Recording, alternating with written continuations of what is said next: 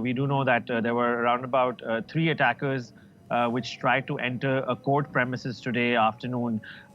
They were stopped by the police, and when that happened, one of them blew himself up. The two were shot down before they could detonate. Right now, the death toll that we have is of 7 people being killed, including some lawyers also were part of these casualties, and over 12 people injured.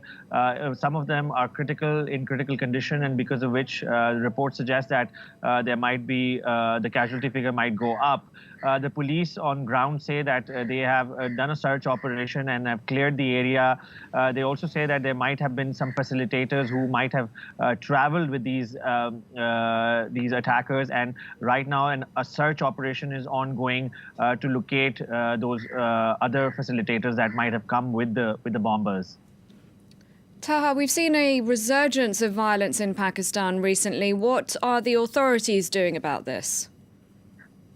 Well, we've seen the state response shifting the blame to Afghanistan in this regard. We've seen that in the last 10 days, there have been more than 11 attacks.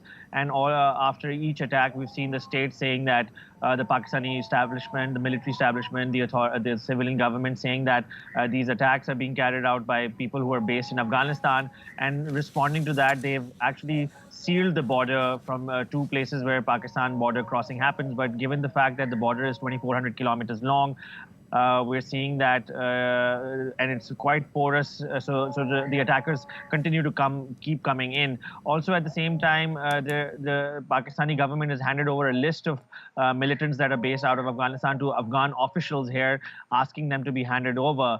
We've also seen some strikes that Pakistani military has done across the border into Afghanistan.